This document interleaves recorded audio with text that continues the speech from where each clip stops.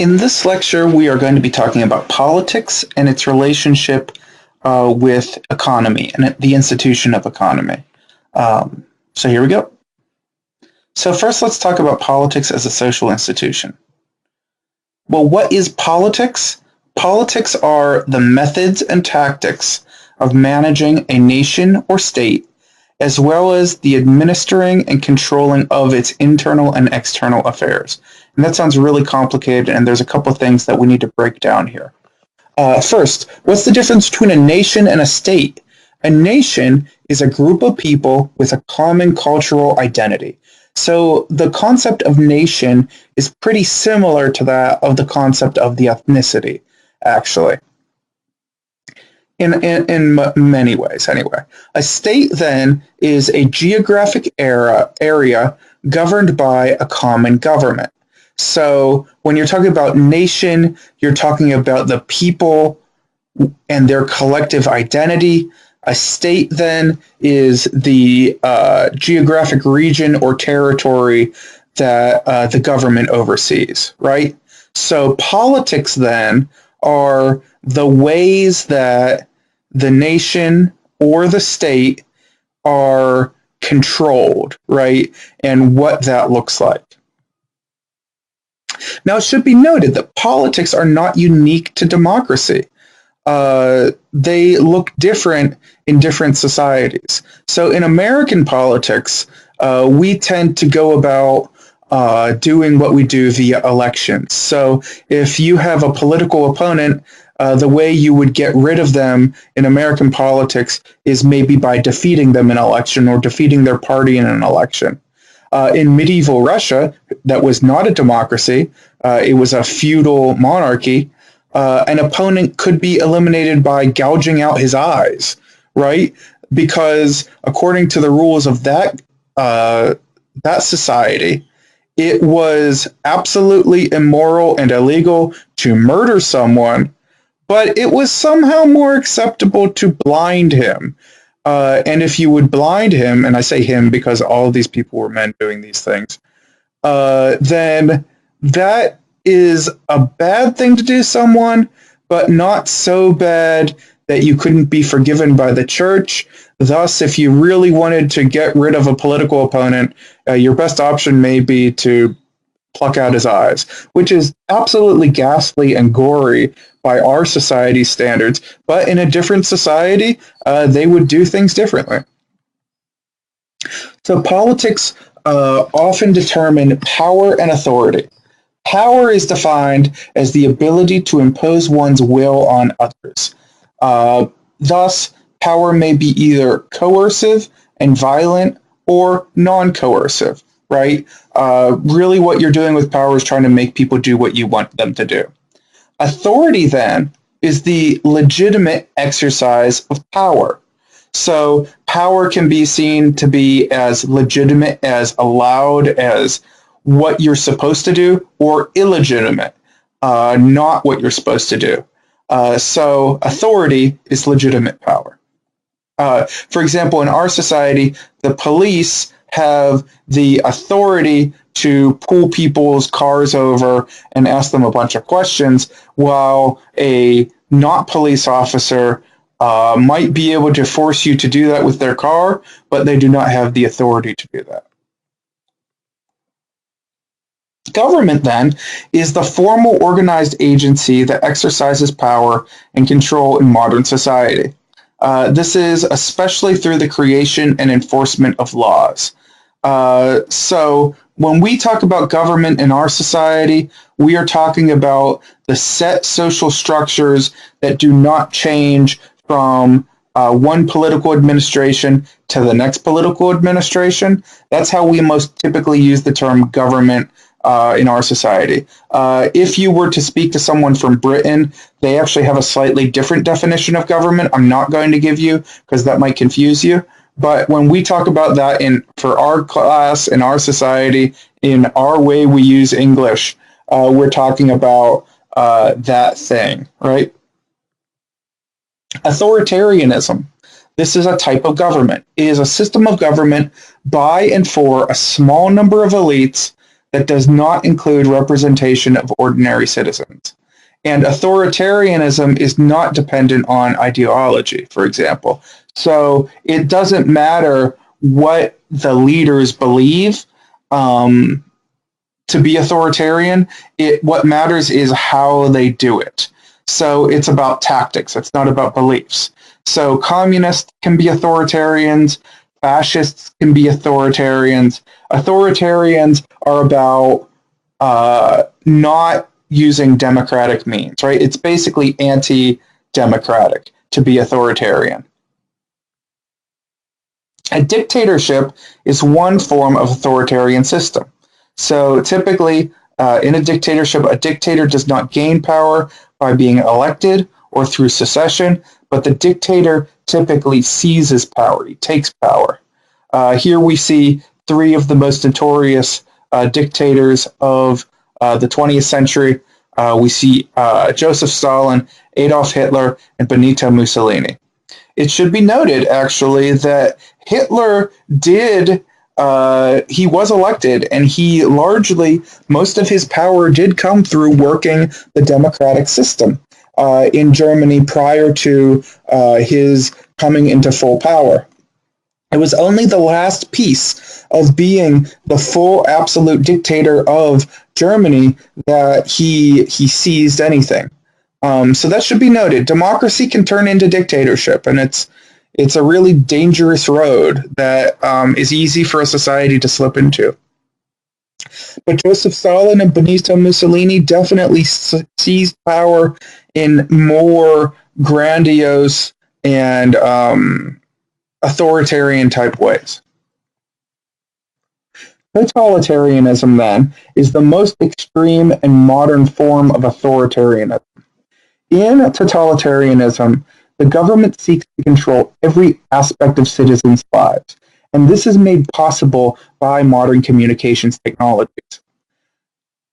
We did not have totalitarianism prior to the modern era because it wasn't possible to control people in different parts of the country or different parts of the world because we had no way of knowing what they were doing, right?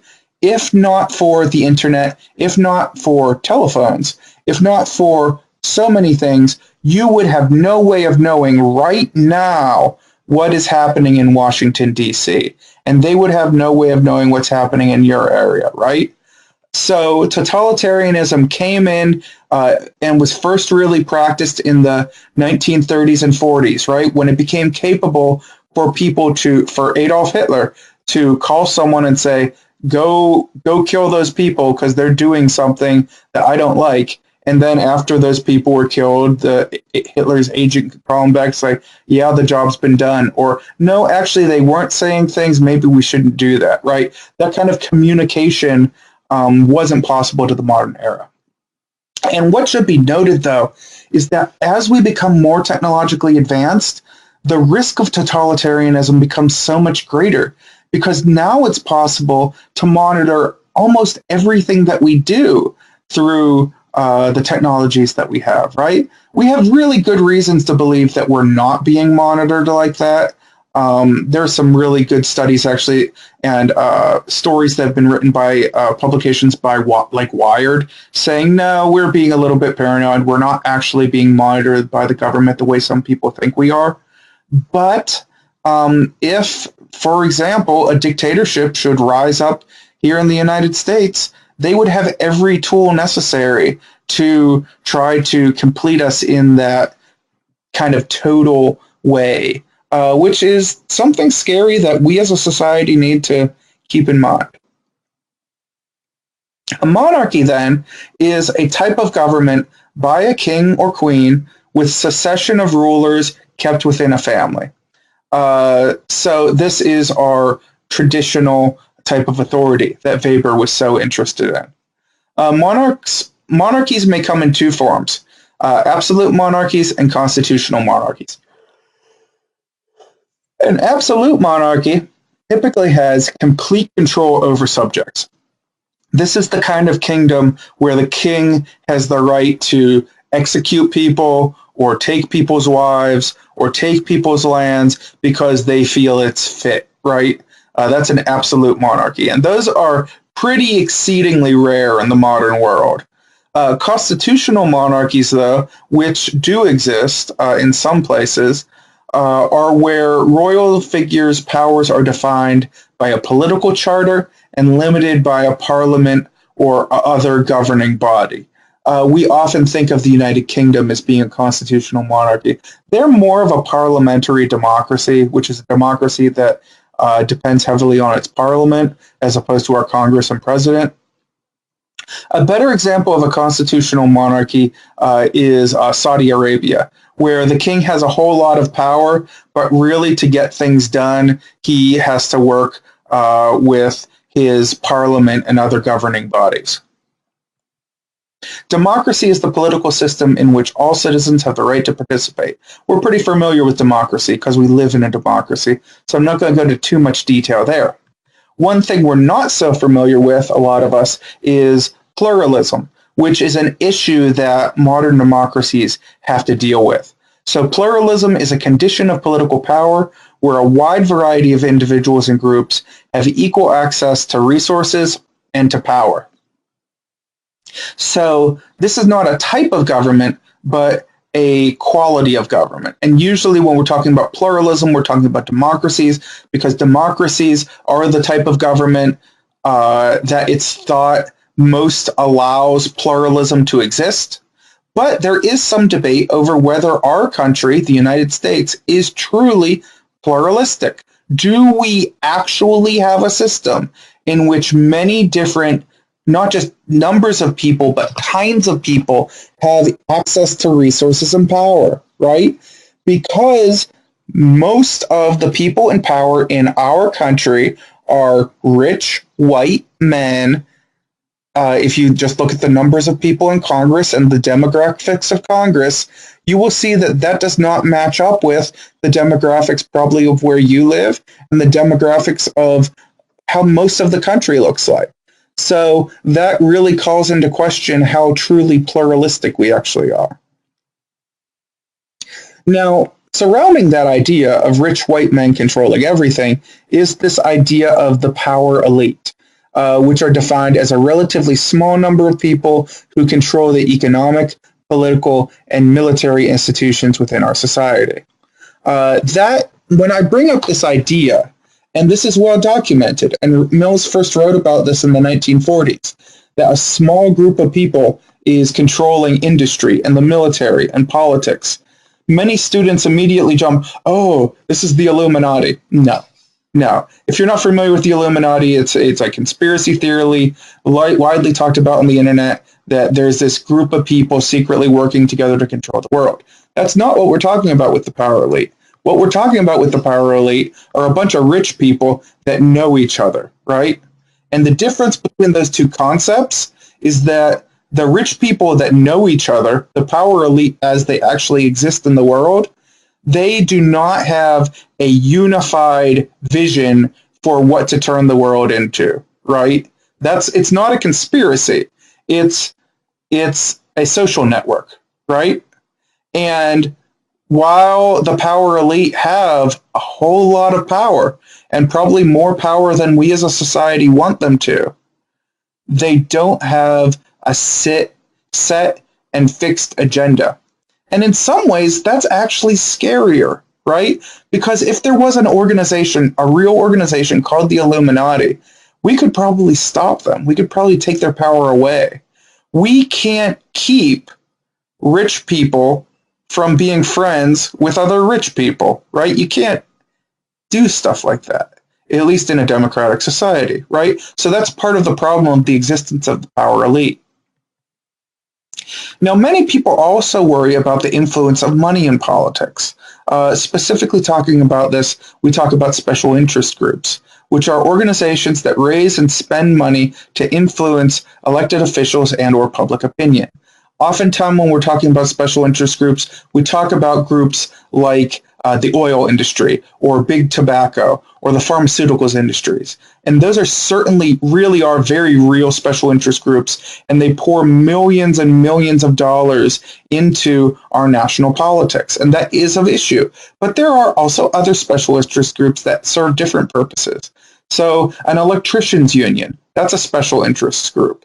A community organization that works on a big scale, at least on a local level, that's also a special interest group, right? So special interest groups are groups that they lobby, they talk to politicians, they spend money toward political ends to get the things that they want politically. Some of those are big, evil mega corporations that try to keep the price of insulin astronomically high. Yeah, sure, those kinds of special interest groups absolutely exist. But there are also other special interest groups, as I mentioned, that advocate for workers' rights, advocate for other things as well. Additionally, in addition to special interest groups, we have elements such as the mass media, which impacts politics. So we're talking about television, we're talking about we could be talking about movies hypothetically. We're talking about the way a lot of the more one-sided social media channels work, right? So the way a lot of organizations handle their Twitter accounts or their Facebook accounts or other social media accounts, where they're basically funneling information to you and you can't communicate to them back so much. That's what we're talking about with mass media. So people basically trying to pour thoughts into your brain.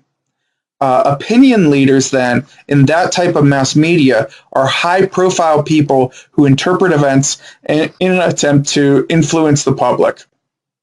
Some of the more notable early opinion leaders like this were people like Rush Limbaugh, who he still does do his very conservative politics over the radio, and he tries to make people feel and believe certain things. But there are other opinion leaders like this too. Rachel Maddow is another opinion leader in this way, of a more liberal sense. But there are also opinion leaders on our social media accounts as well, our Instagram influencers, those kinds of people. Now, they might not necessarily be political, but when they are of concern to national politics. And let's talk a little bit more now about politics and how they interact with the economy. Here we're really comparing capitalism with socialism, which is a conversation that has been really building over the last couple of years, which if you would have told me when I first started my career as a sociologist that people would really be talking about and questioning capitalism, I wouldn't have really believed it. But this is where we are at as a society right now. So capitalism is an economic system based on certain ideas. Capitalism is based on unregulated competition. It's based on the privatization of the means of production, so that individual owners own individual factories. That's what capitalism is based on, right? There's someone who owns this business, and that's not something we see in socialism. Production for a profit. Why does somebody in our society own a business? They own a business because they want to make money. That's capitalism. And prices set based on supply and demand. If you have just a little bit of something and people really want it, under capitalism, it's expected that you are allowed to raise the price of that thing because you know people are willing to pay for it. And these are all elements that largely push our economic system, because in the United States, we do live in a pretty capitalist system. Not purely capitalist, but it's pretty capitalist. Socialism, then, is an economic system set on a different set of ideas. A socialist believes in the government regulation of the economy. So a socialist would believe that meat producers aren't allowed to put sawdust in sausages, for example, which is actually why we have groups like the FDA now, and there are food regulations, because during the 1800s, there were meat producers putting sawdust in sausages and selling it, right? So socialist activists during that era actually called into question those practices, and that's why we have groups like the FDA. A socialist believes in the collective ownership of the means of production. So a socialist believes that there should not be one person that owns a factory. The socialist believes that everyone that works in the factory should have a part of the ownership of that factory, right? There shouldn't be one owner or even a small board of private owners. Everything should belong to the workers. That's a socialist idea. Socialists believe production based on need. So socialists believe it is a waste to produce things because you want to sell people things. Socialists think that you should make a product that will last a long time, and you should make the products that are needed, right? You make shoes based on who needs what shoes. You don't necessarily make shoes because a new kind of shoe every year because you want to sell new Jordans, for example. Socialists believe that prices should be based on the labor put into the product, right? So for this reason, certain institutions in our society that are a little more socialist-minded might cost a little bit more. So if you're familiar with the concept of a fair trade store, right, or fair trade coffee or fair trade chocolate or any of those sorts of things, those things cost more because they are trying to give the people who make those things more money because they think that's what's fair, right? Could they sell more coffee or candy bars by lowering the price? I'm sure they could. But those fair trade people want to be able to give the people that make things what's considered a fair wage. And I put here, socialists tend to be more reform-minded. So when people in the United States say they are socialist, they're usually talking about that they want to reform the economic system. This is in opposition to people who call themselves communists who want to try to overhaul the entire thing. Now let's talk about fascism. Fascism is a militaristic ideology that stresses the right of the powerful to rule the world. Fascism almost inherently sees some people as being superior to other people, and it stresses that power comes via military conquest. By its very definition, fascism is almost always racist or hateful in some way. National Socialism, then, which is why I discuss this here, is a form of fascism that incorporates elements of socialism, but is only for white people. So this is also known as Nazism. The Nazi Party, Nazi is actually an abbreviation of the National Socialist Party of Germany. It doesn't quite make sense in the English language, but it does in German. That is what National Socialism is. If you ever hear in a conversation about socialism, well, someone says, well, National Socialism is not socialism. It's a version, it's a hate group, right? And it doesn't have to do with economic socialism. It has to do with giving a certain national group, remember we talked about the definition of nation, right? All of the stuff in society. And in this sense, National Socialists are talking about white people. Now, I suppose it is possible for a National Socialist group to be for only black people instead of white people. I suppose that is a possibility, but I've been studying this stuff for a very, very long time, and I've never heard of that.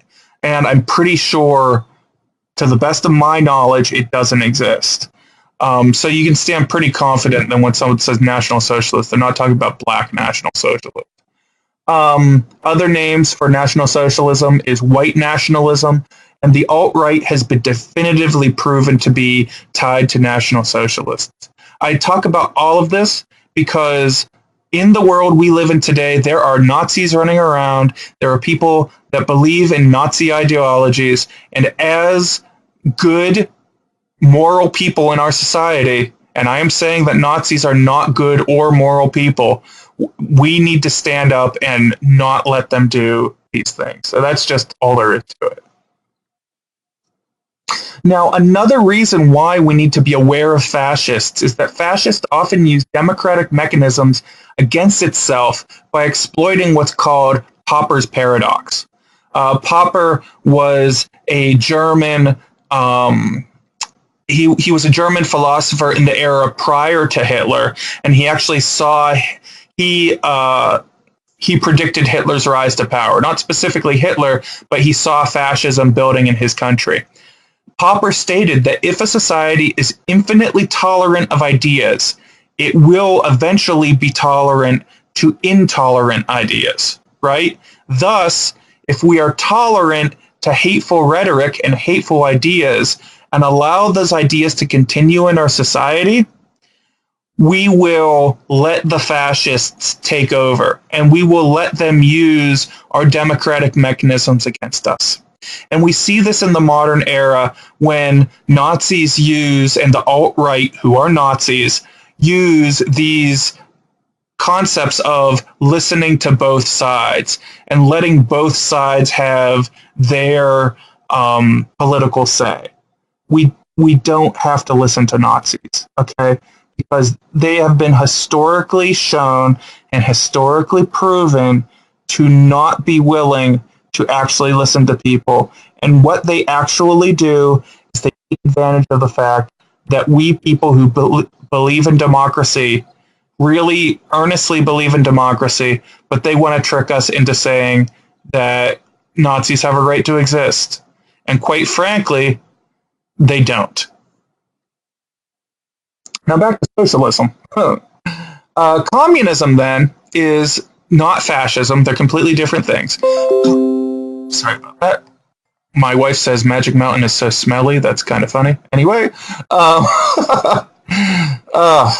communism is a system of government that eliminates private property and is the most extreme form of socialism because all citizens work for the government and there are officially no class distinctions. So socialism, communism is socialism without democracy, at least the way we think of democracy. Sometimes in propaganda, communist governments will call themselves people's democracies. And they use those words, but just like the fascist will take advantage of how we define democracy and that democracy is good, communist governments, especially totalitarian communist governments and dictatorships, will do things like hold elections. They say, well, North Korea will say, well, we're democratic, we're holding elections. Well, you're not really democratic if there's only one candidate in the election, right? You're not voting for anything then. Even if you do require all citizens to show up to vote because otherwise they would be shot, right? So both communism and fascism are really ideologies that there are many very good-minded, actually, communists in the world, but when the systems of government actually come into place, they can tend to do some pretty ugly things. When you meet a communist in our society, they do tend to be more revolution-minded than socialists tend to be. So if you were to meet someone who calls themselves a communist in the United States, they probably have ideas that maybe the government should be overthrown eventually. That's the kind of ideology that we're looking at when people call themselves these things in our country. Now, all nations' economies have both capitalist and socialist aspects. They range on a spectrum, right? Because that's how it is. The United States has some socialist economic features, even though we are very, very capitalistic. So we have business subsidies.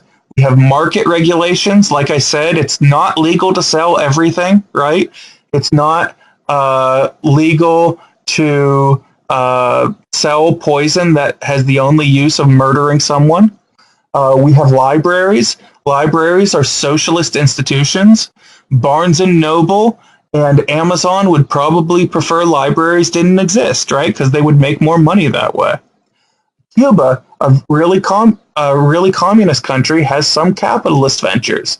They have legalized small business.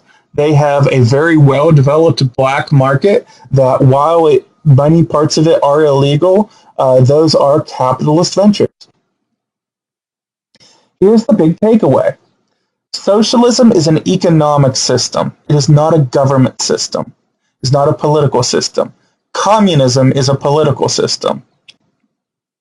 Democratic governments can use socialism, and democratic governments can also use capitalism.